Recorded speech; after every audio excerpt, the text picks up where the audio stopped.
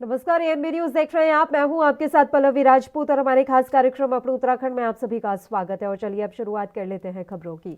मुख्यमंत्री पुष्कर सिंह धामी ने देहरादून सर्वे चौक IRDT auditorium सभागार में अपनी सरकार और उन्नति पोर्टल का शुभारंभ किया। इस अवसर पर मुख्यमंत्री पुष्कर सिंह धामी, मेयर सुनील उनियाल गामा समेत जिला अधिकारी और विभाग के कई अधिकारी मौजूद रहे।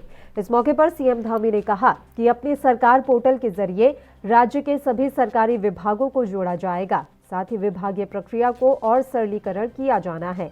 इस ऐप के माध्यम से कैशलेस पेपरलेस प्रक्रिया किया जाना ही कार्यक्रम का उद्देश्य है। मुख्यमंत्री पुष्कर सिंह धामी ने इस पोर्टल की सराहना करते हुए कहा कि इससे राज्यवासियों के घर बैठे प्रमाण पत्र बनेंगे।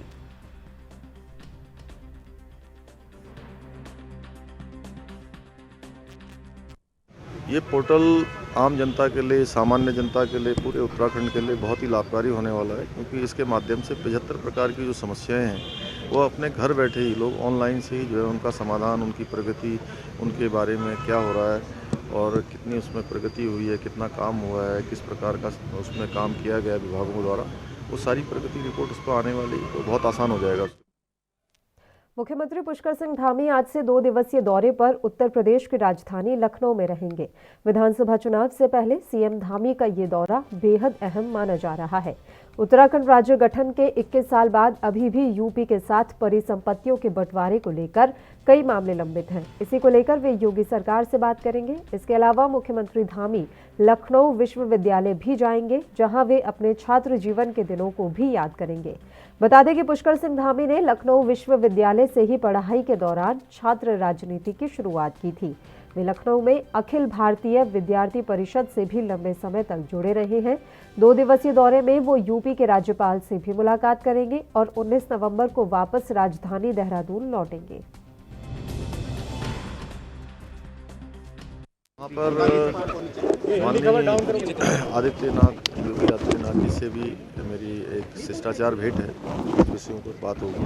और इसके साथ साथ वहाँ पर पर्वतीय महापरिषद का कार्यक्रम है, उसमें मैं जाऊँगा, क्योंकि लखनऊ विश्वविद्यालय में मैं छात्र रहा हूँ, तो वहाँ के पुराने छात्रों के द्वारा, साथियों के द्वारा कुछ वहाँ पर आपस में मिलने के भी कार्यक्रम है, उसमें रहूँगा। बाकी जो सामान्य है 1-2 दिन का जो भी कार्यक्रम है उसमें सभी विषयों पर बात करेंगे, जो भी उत्तर प्रदेश उत्तराखंड के मामले हैं। और वहाँ पर जो भी मुलाकात है तो सामान्य।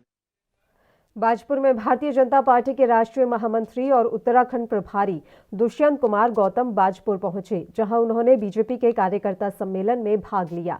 इस दौरान पार्टी कार्यकर्ताओं ने राष्ट्रीय महामंत्री और उत्तराखंड प्रभारी दुष्यंत गौतम का फूल मालाओं से जोरदार स्वागत किया। आपको बता दें कि उत्तराखंड में विधानसभा चुनाव के नजदीक आते ही भारतीय जनता पार्टी के आला अधिकारियों का प्रदेश भर में लगातार दौरा देखने को मिल रहा है। इसी के चलते बाजपुर के रामलीला मैदान में बीजेपी के द्वारा कार्यकर्ता सम्मेलन आयोजित किया गया। कार्यक्रम में बीजेपी के राष्ट्रीय महामंत्री और उत्तराखंड के प्रभारी दुष्यंत गौतम पहुंचे, जहां पार्टी कार्यकर्ताओं ने दुष्यंत गौतम का जोरदार स्वागत किया।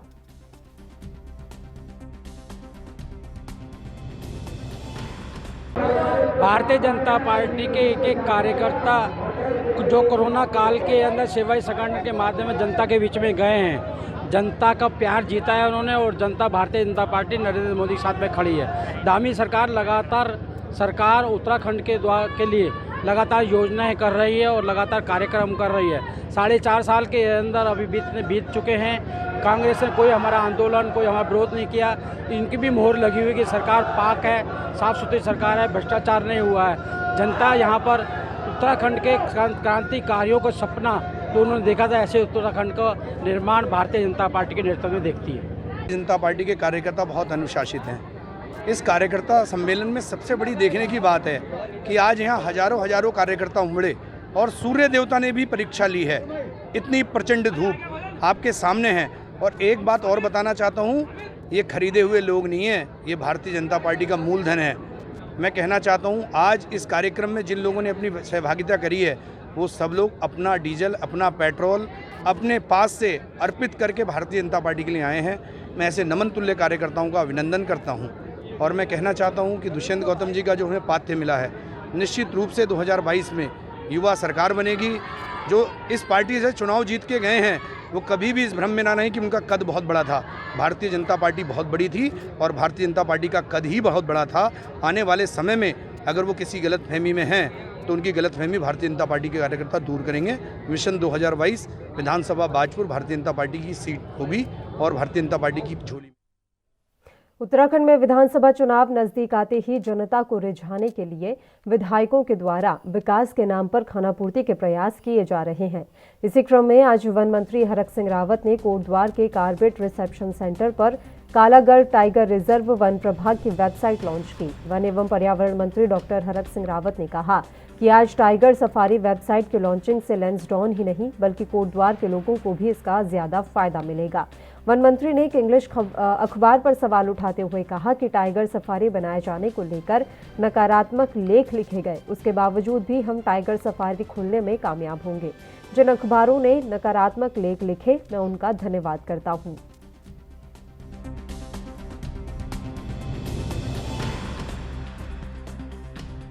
कालागढ़ टाइगर रिजर्व के वेबसाइट लॉन्चिंग आज की गई है, जो किसी वाइल्ड लाइफ डिवीज़न के लिए, टाइगर डिवीज़न के लिए एक बहुत बड़ी मैं सोचता हूँ बात होती है, क्योंकि पूरे देश और दुनिया तक हम अपनी बात, अपने जो पक्षी हैं, अपने जानवर हैं, उनको पहुंचाते हैं कि हमारे यहाँ किस तरह की जैव विविधता है।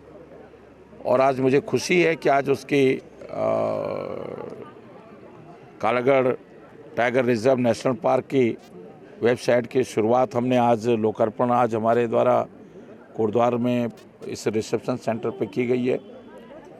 इसके साथ ही हमने जो 15 नवंबर को हमारे कॉर्बेट नेशनल पार्क के गेट खुलते थे, भले ही हम 2 दिन बाद खुल रहे हैं, तो आज हम पाखरों सफारी, हल्दू पड़ाव सफारी, कांडा होते हुए ढिकाला सफारी, वतन वैसा लोचौड़ सफारी, ये 4 गेटों का भी जो हर साल हमारे 15 नवंबर को जिनकी शुरुआत होती है, तो ये कॉर्बेट सफारी की भी शुरुआत हमने आज यहाँ से की है। इसके अलावा जो सबसे बड़ी बात है कि बर्ड वाचिंग सफारी की भी शुरुआत हम आज यहाँ से की है, क्योंकि बर्ड वाचिंग जो पक्षियों को लगभग 600 पक्षियों की प्रजातियाँ, पूरे देश में अगर 1200 पक्षियों की प्रजातियाँ रहती हैं, तो उसमें 600 पक्षियों की प्रजातियाँ हमारे कॉर्बेट में हैं। खबर देहरादून से है, जहां प्रदेश भर के सभी महाविद्यालयों में छात्र संघ चुनाव न होने को लेकर देहरादून के गांधी पार्क में कांग्रेस प्रदेश अध्यक्ष गणेश गोदियाल के नेतृत्व में मौन व्रत रखा गया। मौन व्रत में उत्तराखंड के पूर्व मुख्यमंत्री हरीश रावत मौजूद रहे। हरीश रावत ने कहा कि आज छात्रों के लोकतांत्रिक अधिकारों का सरकार हनन कर रही है। प्रदेश में अब तक पिछले 2 सालों में महाविद्यालयों में छात्र संघ चुनाव नहीं हुए हैं। वो सरकार से मांग करते हैं कि जल्द ही सभी महाविद्यालयों में छात्र संघ चुनाव किए जाएं। साथ ही हरीश रावत ने कहा कि प्रदेश में सरकार सभी रैलियों को कर रही है, लेकिन छात्र संघ चुनाव को लेकर उन्हें कोविड-19 की याद आ जाती है। हरीश रावत ने कहा कि सरकार छात्रों की पद्धति को, प्रणाली को खत्म करना चाहती है। संघों के चुनाव नहीं करवाए।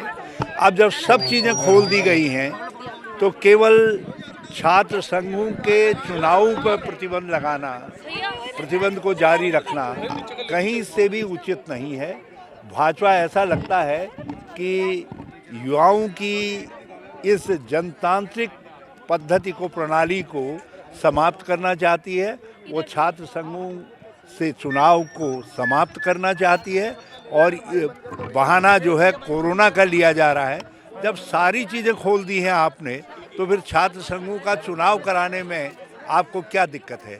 तो छात्र संघों का चुनाव हो, इसको लेकर के आज अध्यक्ष जी के नेतृत्व में हमने यहाँ पर उपवास रखा है, कांग्रेस जनों ने मौन व्रत रखा है और महात्मा गांधी के प्रिय भजन रघुपति। उत्तराखंड में होने वाले विधानसभा चुनावों की सरगर्मियां तेज हो गई हैं। राजनीतिक गलियारों में नेताओं का आरोप प्रत्यारोप का दौर भी शुरू हो गया है। अल्मोड़ा में पत्रकारों से रूबरू हुए बीजेपी के प्रदेश अध्यक्ष मदन कौशिक ने एक सवाल के जवाब में कहा कि बीजेपी का कोई सदस्य पार्टी से अलग नहीं हो रहा है। उन्होंने कांग्रेस पर तंज कसते हुए कहा कि कांग्रेस अपनी बारात का दूल्हा ही तय नहीं कर पा रही है, इसलिए बीजेपी ही 2022 में पूर्ण बहुमत से सरकार बनाने जा रही है।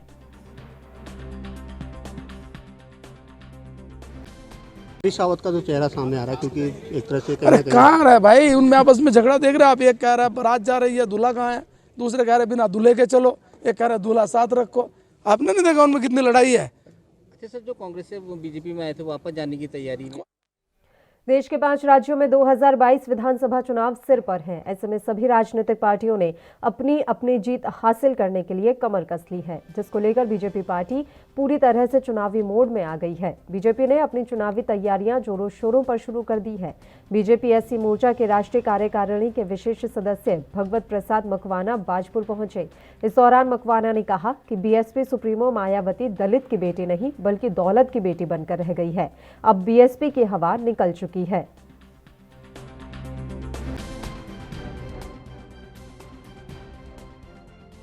ये बीएसपी की हवा निकल चुकी है। पिछली बार भी आपने देखा कितनी कम सीटें आई। मायावती दलित की नहीं दौलत की बेटी बनकर रह गई और उसको जो है आज दलित समाज ने नकार दिया है। चाहे लोकसभा, अभी पिछले लोकसभा चुनाव में प्रधानमंत्री जी का सपना संजो लिया था उन्होंने अखिलेश यादव के साथ। उसके बाद क्या हश्र हुआ, सपा और बसपा दोनों अलग हो गए। मैं समझता हूँ मायावती तो अपना अस्तित्व बचाने का इस 2022 में प्रयास। बुलेटिन में खबरों का सिलसिला लगातार जारी रहेगा। यहाँ रुकते हैं एक छोटे से ब्रेक के लिए। आप बने रहिए हमारे साथ।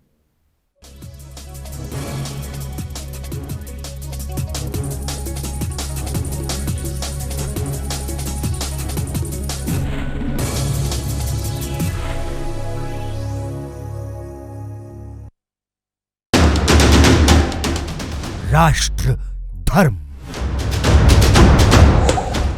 रात 8 बजे सिर्फ ANB न्यूज़ पर। ਮੁੱਖ ਮੰਤਰੀ ਚਰਨਜੀਤ ਸਿੰਘ ਚੰਨੀ ਵੱਲੋਂ ਨੌਜਵਾਨਾਂ ਨੂੰ ਨਿਯੁਕਤੀ ਪੱਤਰ ਦੇ ਕੇ ਪੰਜਾਬ ਦਿਵਸ ਤੇ ਦਿੱਤਾ ਯਾਦਗਾਰੀ ਤੋਹਫਾ। ਸੀਐਮ ਚੰਨੀ ਨੇ ਕਿਹਾ, ਪੜ੍ਹਾਈ ਤੇ ਸਿਹਤ ਦੋ ਐਸੇ ਖੇਤਰ ਹੈ ਜਿਨ੍ਹਾਂ ਤੋਂ ਬਿਨਾ ਕੋਈ ਵੀ ਸੂਬਾ ਕੋਈ ਵੀ ਦੇਸ਼ ਤਰੱਕੀ ਨਹੀਂ ਕਰ ਸਕਦਾ। ਔਰ ਅਸੀਂ ਆਉਣ ਵਾਲੇ ਸਮੇਂ ਦੇ ਵਿੱਚ ਅੱਛੀਆਂ ਪੜ੍ਹਾਈਆਂ, ਅੱਛੇ ਤਰੀਕੇ, ਟੀਚਰਾਂ ਦੀ ਟ੍ਰੇਨਿੰਗ ਅਸੀਂ ਕਰਵਾਉਣ ਜਾ ਰਹੇ ਹਾਂ। ਪੰਜਾਬ ਦੀ ਖੁਸ਼ਹਾਲੀ ਲਈ ਕੀਤੀ ਨੌਜਵਾਨਾਂ ਨੂੰ ਸਹਿਯੋਗ ਦੀ ਅਪੀਲ। ਤੁਸੀਂ ਅੱਜ ਨੌਕਰੀ ਮਿਲੀ ਹੈ, ਤੁਹਾਨੂੰ ਬਿਨਾਂ ਪੈਸਿਆਂ ਦੇ ਨੌਕਰੀ ਮਿਲੀ ਹੈ, ਤੁਸੀਂ ਕ੍ਰਾਂਤੀਕਾਰੀ ਸੋਚ ਨਾਲ ਆਓ। ਆਪਣੀ ਆਪਣੀ ਜ਼ਿੰਮੇਵਾਰੀ ਅਸੀਂ ਸਾਰੇ ਨਿਭਾਈਏ। ਸੂਬੇ ਦੀ ਖੁਸ਼ਹਾਲੀ ਲਈ ਰਲ ਕੇ ਹਿੱਸਾ ਪਾਈਏ।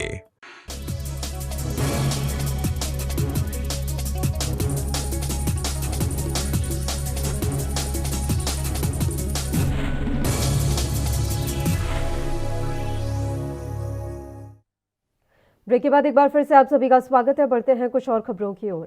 अल्मोड़ा जिले के सल्ट विधानसभा के विकास खंड सियालदे में आयोजित बहुउद्देशीय शिविर में जिलाधिकारी वंदना सिंह ने ग्रामीणों की समस्याएं सुनी और कई समस्याओं का मौके पर ही निस्तारण किया गया। कार्यक्रम में जिलाधिकारी वंदना सिंह, विधायक महेश जीना, मुख्य विकास अधिकारी नवनीत पांडे ने दीप प्रज्वलित कर शिविर का शुभारंभ किया। शिविर में आए सभी अधिकारियों ने मुख्य अतिथि का पुष्प गुलदस्ते से स्वागत किया। सालदे ब्लॉक में बहुत दिन से शिविर लगा है। इसमें काफ़ी जो है मेडिकल से उसकी प्रॉब्लम्स वालों का सर्टिफिकेट बना, प्रमाण पत्र, लेकिन फिर भी काफ़ी सारे लोगों का रह गया। इसके लिए डीएम मैडम ने हमें आश्वासन दिया है कि अगले हफ्ते में हम लोग जिनको भी रानीखेत या हल्द्वानी के लिए रेफ़र किया गया है उनका जो है यहीं पर प्रमाण पत्र बनेगा और उसके लिए हम लोग उनका नंबर हमने ले लिया, उसके लिए हम उनको पंचपूजा के दूसरे दिन बद्रीनाथ धाम स्थित श्री आदि केदारेश्वर मंदिर और आदि गुरु शंकराचार्य मंदिर के कपाट विधि विधान के साथ दोपहर 1:25 पर बंद कर दिए गए। इससे पूर्व बद्रीनाथ मंदिर के मुख्य पुजारी रावल जी ने भगवान आदि केदारेश्वर को अन्नकूट अर्पित किया। इसके बाद भगवान आदि गुरु शंकराचार्य जी को अन्नकूट अर्पित किया गया। भगवान बद्री विशाल जी की पंच पूजाएं कल से प्रारंभ हो चुकी हैं। कल गणेश जी के कपाट बंद हुए और आज दोपहर में यानी अभिजीत मुहूर्त में भगवान आदि केदारेश्वर के कपाट बंद कर दिए गए। आज पंच पूजा का द्वितीय दिवस और परंपरा अनुसार आज आदि केदारेश्वर के कपाट दोपहर में बंद कर दिए गए हैं। कल यानी तृतीय दिवस में खड्ग पुस्तक, चतुर्थ दिवस में महालक्ष्मी पूजन और महालक्ष्मी जी का न्योता और पंचम दिवस यानी 20 तारीख को भगवान के स्फटिक कपाट सायंकाल 6:45 पर बंद हो रहे हैं। आज द्वितीय दिवस में आदि केदार के कपाट बंद कर दिए गए हैं। जय। उत्तराखंड के हल्द्वानी में 10 दिन तक भीमताल रानीबाग मोटर मार्ग बंद रहेगा। 18 से 27 नवंबर तक पुल के निर्माण कार्य के लिए इसे बंद किया जाएगा। आपको बता दें कि भीमताल रानीबाग मोटर मार्ग कुमाऊं की लाइफ लाइन कहा जाता है। इसके बंद होने से यात्रियों को ज्योली कोट से भवाली होते हुए अपना सफर तय करना पड़ेगा। पुल निर्माण के लिए पहाड़ की कटान का कार्य किया जा रहा है, जिसके चलते इसे बंद किया गया है।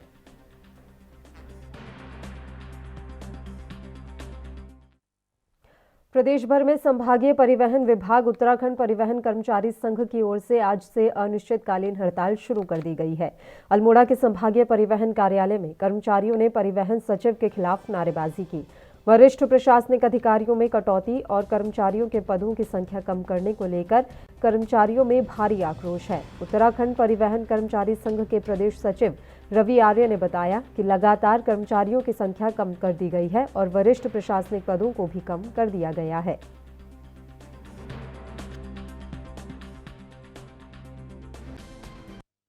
दो माह पूर्व भी हमारी हड़ताल जारी थी। परिवहन मिनिस्ट्रियल वर्ग में जो पदों में जो कटौती की है उसमें जो हमारे अध्यक्ष महोदय है उसमें द्वारा जो है सचिव महोदय को भी इसमें पूर्व में अवगत कराया गया था। सचिव महोदय के बाद 2 महीने बीत चुके हैं, लेकिन उसके बाद भी कोई कार्रवाई नहीं की है, जिससे समस्त कर्मचारी जो है आक्रोश में हैं। और सचिव द्वारा हमें आश्वासन दिया गया कि 2 माह में ये इसमें जो त्रुटि हुई है शासन स्तर पर कर देंगे, लेकिन शासन द्वारा अभी इस प्रकरण में कोई कार्रवाई नहीं की है। अभी आज से पहले पूर्व में हमारा 2 घंटे बहिष्कार था 2 में पहले, लेकिन हमको आश्वासन दिया था, हम रुक गए थे। लेकिन अब जो है आगे फ्यूचर में अनिश्चितकालीन हड़ताल पे हम लोग हैं और प्रदेश में जैसे भी आगे हमको ऊपर से दिशा निर्देश मिलेंगे मुख्यालय स्तर पे, हम उस प्रकार से करेंगे। हमारी मांगे ये है कि मिनिस्टर्स संवर्ग में जो पदों की उन्होंने घटा दिया गया है, कटौती की गई है, उसको पूर्ण करा जाए। और विगत करीब 2 वर्षों से हमारे पदोन्नति नहीं हो रही हैं किसी भी संवर्ग में। बीच में अभी किसी भी संवर्ग में पदोन्नति के लिए हमें कहा गया था और हमसे आवेदन भी मांगे गए थे, लेकिन उसके उपरांत भी पदोन्नति नहीं हुई है, जिससे समस्त कर्मचारी। थराली नगर पंचायत क्षेत्र के भेटा वार्ड के ग्रामीणों ने सड़क की मांग को लेकर पिछले 1 नवंबर से चल रहे सत्याग्रह धरना प्रदर्शन को क्रमिक अनशन में तब्दील कर दिया है। ग्रामीणों ने प्रशासन और सरकार द्वारा उनकी सड़क की मांग की उपेक्षा के बाद क्रमिक अनशन का मन बनाया है। ग्रामीणों ने मांग पूरी न होने पर आंदोलन को और भी उग्र रूप देने की चेतावनी दी है। इसी आंदोलन में तहसील प्रांगण में बैठे हैं और 16 दिन बीत जाने के बाद भी सरकार, विधायक और प्रशासन द्वारा हमारी बातों को गंभीरता से नहीं लिया गया और आज से हम कर्मिक अनशन पे हम लोग यहाँ पर बैठ गए हैं तहसील प्रांगण में। क्या कोई नया हमारे प्रतिनिधिमंडल द्वारा तहसील थराल में एसडीएम और एक्शन के साथ वार्ता हुई थी और हमने एक नया एलिमेंट इनको दिया है। उस पर क्या कार्रवाई हुई है? अभी तक कोई कार्रवाई हो पाई है या फिर कोई नया मार्ग आपने सुझाया हो? हमने नया ऑप्शन इनको दिया है अभी विभाग को, तो आज से शायद उसमें कुछ कार्रवाई हो जाएगी। और आगे आंदोलन का क्या रुख रहेगा? किस तरीके से आंदोलन को जारी रखेंगे? और जब तक हमारी भेटा सड़क की मांग पूरी नहीं होती है हम लोग आंदोलन में बैठे रहेंगे। अगर नहीं होता तो हम आमरण अनशन भी करेंगे। आज से हमारा यह कार्मिक अनशन शुरू हो गया है और अब जो आंदोलन की दिशा है वह और भी उग्र हो चुकी है, क्योंकि आज 17 दिन हो गए हैं लेकिन किसी प्रकार का कोई सुझाव या समाधान सरकार द्वारा नहीं किया गया। परंतु अब आज से क्रमिक अनशन शुरू हो चुका है और कल हमारे प्रतिनिधिमंडल को प्रशासनिक अधिकारी द्वारा बुलाया गया था। एसडीएम साहब ने हमको बुलाया था और उसमें उन्होंने हमसे दूसरे अलाइनमेंट का सुझाव दिया। हमने उनको उससे हट करके थोड़ा सा अलग अलाइनमेंट की हमने सुझाव उन्हें दे चुके हैं, जहां से मुझे लगता है कि किसी प्रकार की कोई बाधा नहीं आनी चाहिए और किसी को कोई परेशानी भी नहीं होनी चाहिए। तो हम यहाँ से तभी उठेंगे जब यहाँ से प्रशासन अपनी रोड की कार्रवाई शुरू कर देगा और मशीन लग जाएगी वहाँ पर। हम सबसे पहले तो धन्यवाद करना चाहेंगे आपका चैनल का कि आप लोगों ने हमारी बात को आगे पहुँचाई और लगातार आप 1 तारीख से हम लोगों के साथ जुड़ रखें। जो हमारा 1 तारीख को जन सत्याग्रह आंदोलन था, तो आप लगातार हमारे बीच जुड़ रहे। सबसे पहले मैं आपका धन्यवाद करना चाहूँगी। जो हमें प्रशासन द्वारा कल बुलाया गया था, तो उसमें हमें देवराड़ा गदेरे से नया अलाइनमेंट का जो सूचना दी गई है, तो हम उसके लिए तैयार हैं कि हमें नए अलाइनमेंट, नए जगह से, नए जो क्षेत्र वो है स्पॉट है, उस स्पॉट से हम लोग अपने रोड ले जा सकें। और जो दूसरा हमने ऑप्शन रखा है, उसमें थोड़ा जियोलॉजिकल जो भी फॉल्ट आ रहा है, तो उसमें हम लोग को भी ध्यान में रखना होगा। तो इससे हम लोग संतुष्ट हैं कि अगर हमें नए स्पॉट से हमें रोड मिल जाती तो इससे हम संतुष्ट हैं। आंदोलन अगर प्रशासन ने नहीं सुना, हमारी नहीं सुने, आज से तो हम क्रमिक अनशन पे हैं। अगर नहीं सुना तो आमरण अनशन पे भी हम लोग बैठ सकते हैं और ये आंदोलन आगे और। ऋषिकेश में मशहूर इंडस्ट्रियल राम बाबू के बेटे हिमांशु गोयल के घर इनकम टैक्स विभाग ने अचानक छापा मारा। छापेमारी की कार्रवाई शुरू होते हुए परिजनों के मोबाइल बंद करा दिए गए। सुबह 8 बजे से शुरू हुई छापेमारी की कार्रवाई काफी देर तक चलती रही। बुधवार की सुबह देहरादून रोड स्थित राम बाबू के बेटे हिमांशु गोयल के घर अचानक इनकम टैक्स विभाग की टीम गाड़ियां आकर रुकी। डोरबेल बजाकर इनकम टैक्स के अधिकारी परिचय देते हुए घर के अंदर दाखिल हुए। तत्काल सभी परिजनों के मोबाइल इनकम टैक्स विभाग ने बंद करा दिए। किसी को भी बिना इजाजत घर से बाहर जाने के लिए मना कर दिया गया। अचानक हुई छापेमारी से परिजनों में हड़कंप मच गया। सूत्रों से जानकारी मिली है कि इनकम टैक्स विभाग ने प्रॉपर्टी और अन्य इनकम से संबंधित कई दस्तावेज खंगालने शुरू किए। घर पर रखे कंप्यूटर के हार्ड डिस्क भी इनकम टैक्स के अधिकारियों ने अपने कब्जे में ले ली।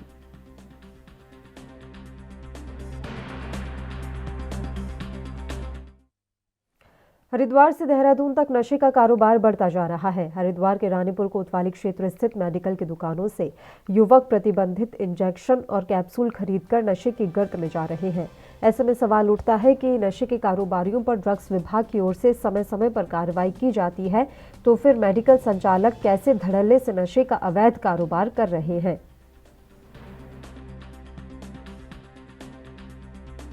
नशेबाज है, हम इंजेक्शन का नशे लगाते हैं और ये क्या बोलते हैं जावेद है, उससे खरीदते हैं। इनके चाचा पुप्पा के सब ये इंजेक्शन बेचते हैं, मैक बेचते हैं। ये भादराबाद में ही है। दिनेशपुर क्षेत्र में लंबे समय से स्क्वाड सर्विस वेबसाइट के नाम से एक सेक्स रैकेट चलाया जा रहा था। आज प्रभारी निरीक्षक बसंती आर्य और प्रभारी एसओजी उपनिषद कमलेश भट्ट को सूचना प्राप्त हुई तो उन्होंने अलग अलग जगह पर छापेमारी की। इस दौरान एक मकान के अंदर से 4 लोगों को गिरफ्तार किया गया।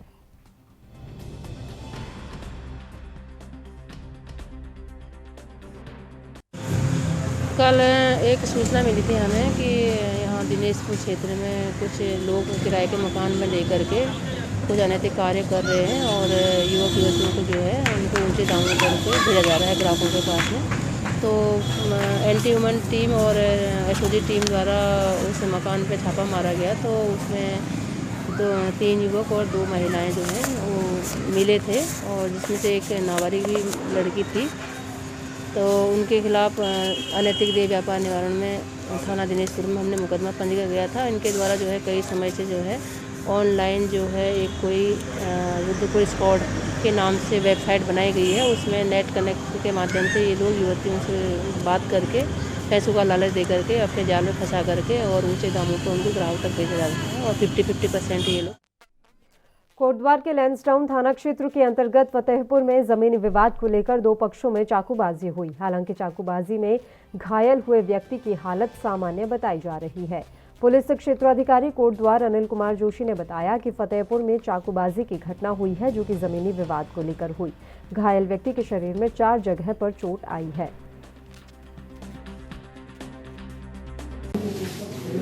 एक दुगड्डा साइड से फतेहपुर से हम पे एक असॉल्ट का केस आया 850 के करीब।